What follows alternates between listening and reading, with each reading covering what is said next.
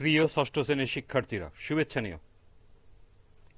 আজকে আমি তোমাদের ইতিহাস ও সামাজিক বিজ্ঞান বিষয়ের বার্ষিক পরীক্ষার নমুনা প্রশ্ন আলোচনা করব। এই প্রশ্নটি এনসিটিবি কর্তৃক প্রণীত। প্রথমে তোমাদের বলবো, যারা আমার চ্যানেলটি সাবস্ক্রাইব করো নাই তারা আমার চ্যানেলটি সাবস্ক্রাইব করবে এবং আমার সাথে থাকবে। তাহলে চলো আমরা ক্লাস শুরু করি। ইতিহাস ও সামাজিক বিজ্ঞান ষষ্ঠ শ্রেণী। প্রথমে আছে বহু নির্বাচনী প্রশ্ন 15টি, প্রতিটি প্রশ্নের মান 1। প্রথম প্রশ্ন, নিচের কোন গুচ্ছের সবগুলো দেশ দক্ষিণ এশিয়াভুক্ত? ক বাংলাদেশ, ভারত ও ইরান, খ নেপাল, ভুটান ও মালদ্বীপ, গ আফগানিস্তান, পাকিস্তান ও চীন, ঘ শ্রীলঙ্কা, ভুটান ও মায়ানমার। সঠিক উত্তর খ নেপাল, ভুটান ও মালদ্বীপ। 2 কোন এলাকার মানুষের দলগত আচরণ বিশেষ ধরনের কোনটি? সংস্কৃতি, রীতিনীতি, মূল্যবোধ, প্রথা। সঠিক উত্তর ক সংস্কৃতি।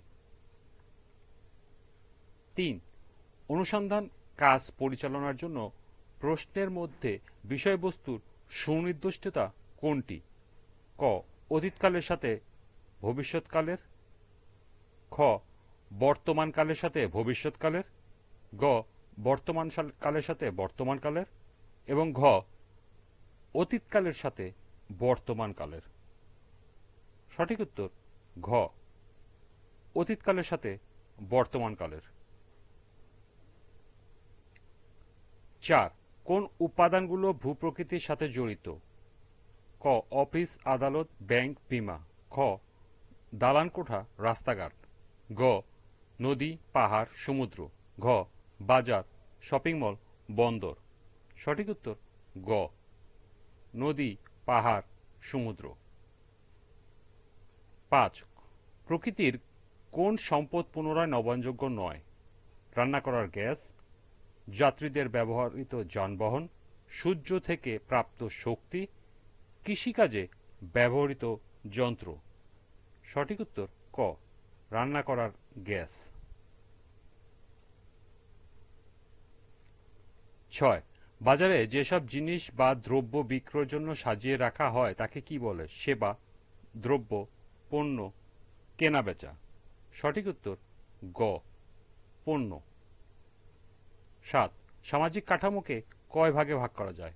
2, 3, 4, 5। সঠিক উত্তর ক 2। ব্যক্তির অবস্থান, ভূমিকা, মূল্যবোধ, বিশ্বাস উপাদানগুলো বিন্যস্ত হয়ে কি তৈরি করে? সামাজিক কাঠামো, অর্থনৈতিক কাঠামো, রাজনৈতিক কাঠামো, পারিবারিক কাঠামো। সঠিক উত্তর ক সামাজিক কাঠামো। সামাজিক কাঠামোর প্রাথমিক উপাদান কোনটি? রাষ্ট্র, সমাজ, দল, পরিবার। সঠিক উত্তর ঘ পরিবার। 10 নব্য প্রস্তর যুগে মানুষের আবিষ্কৃত প্রথম কাজ কোনটি? পশুপালন, শিল্প, চাষাবাদ, বসতি স্থাপন। সঠিক উত্তর গ চাষাবাদ। 11 নগরায়নের বৈশিষ্ট্য কোনটি? পশুপালনের প্রতি ঝোঁক, সংস্কৃতি চর্চার অনাগ্রহতা, জ্ঞান বিজ্ঞানের চর্চার বিমুখতা, লিপির আবিষ্কার। সঠিক উত্তর লিপির আবিষ্কার। নিচের প্রেক্ষাপটটি পড়ো এবং 12 ও 13 নং প্রশ্নের উত্তর দাও। দৃশ্যপট 1 একদল প্রত্নতত্ত্ববিদ বাংলাদেশ থেকে পার্শ্ববর্তী রাষ্ট্রে ভ্রমণে গিয়ে দেখলেন সেখানে প্রায় 45,500 বছর পূর্বে একটি সভ্যতা গড়ে উঠেছিল যা দুটি দেশের মধ্যে পড়েছে। এই দৃশ্যপট নিয়ে 12 নম্বর প্রশ্ন। প্রেক্ষাপট দৃশ্যপট 1-এ সভ্যতা কোনটি? গ্রিক সভ্যতা, হরপ্পা সভ্যতা, মিশরীয় সভ্যতা, মেসোপটেমীয় সভ্যতা। সঠিক উত্তর খ হরপ্পা সভ্যতা। এরপর দৃশ্যপট 2, অন্য একদল প্রত্নতত্ত্ববিদ আফ্রিকা মহাদেশের একটি দেশে পরিদর্শনে গিয়ে দেখলেন সভ্যতাটির পৃথিবীর দীর্ঘতম নদীর তীরে গড়ে উঠেছিল। এ দৃশ্যপট নিয়ে প্রশ্ন, দৃশ্যপট 2 এর সভ্যতার সীমানা কোনটি? আফ্রিকার ভিক্টোরিয়া লেক থেকে ভূমধ্যসাগর, উপমহাদেশের ভারত ও পাকিস্তান, বাল্টিক সাগর থেকে বৈকাল হ্রদ পর্যন্ত এবং স্পার্টা বা এথেন্স নগর। সঠিক উত্তর ক, আফ্রিকার ভিক্টোরিয়া লেক থেকে ভূমধ্যসাগর। নিচের প্রেক্ষাপটটি পড়ো ও 14 নং প্রশ্নের উত্তর দাও। ফাহিম টেলিভিশনে একটি প্রতিবেদন দেখল প্রাচীন সভ্যতাগুলোর মধ্যে একটি সভ্যতার জন্ম হয়েছিল ভূমধ্য সাগরের তীরবর্তী ভূখণ্ডকে আশ্রয় করে। প্রশ্ন হলো, ফাহিমের দেখা সভ্যতা কোনটি? আসরিয়া সভ্যতা, সিন্ধু সভ্যতা, গ্রিক ও ফিনিশীয় সভ্যতা, মায়া সভ্যতা। সঠিক উত্তর গ, গ্রিক ও ফিনিশীয় সভ্যতা। 15 নম্বর,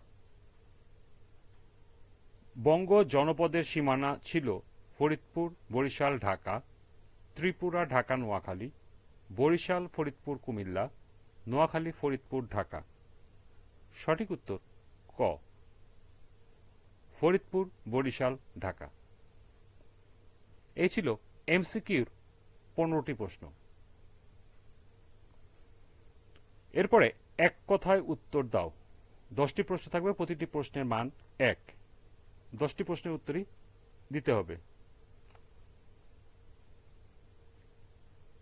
প্রথম প্রশ্ন, বুড়িগঙ্গা নদীর তীরে কোন শহরটি অবস্থিত? সঠিক উত্তর ঢাকা। 2, গর্ডন চাইল্ড কে ছিলেন? সঠিক উত্তর প্রত্নতত্ত্ববিদ। 3, মিশরীয় সভ্যতা কোন নদ বা নদীর তীরে গড়ে উঠেছিল? সঠিক উত্তর নীল নদ।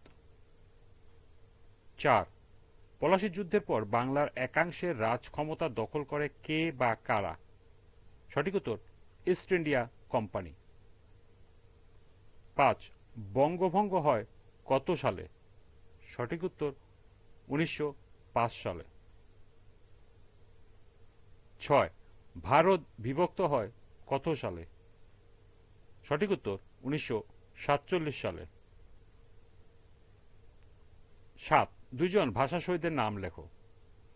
সালাম, বরকত, রফিক, জব্বার। এখান থেকে তোমরা দুজনের নাম লিখে দেবে। 8, মুক্তিযুদ্ধের সময় বাংলাদেশের কতটি সেক্টরে ভাগ করা হয়? সঠিক উত্তর 11টি। 9, শহীদ আজাদ কোন গেরিলা দলের সদস্য ছিলেন? সঠিক উত্তর ক্র্যাক প্ল্যাটুন।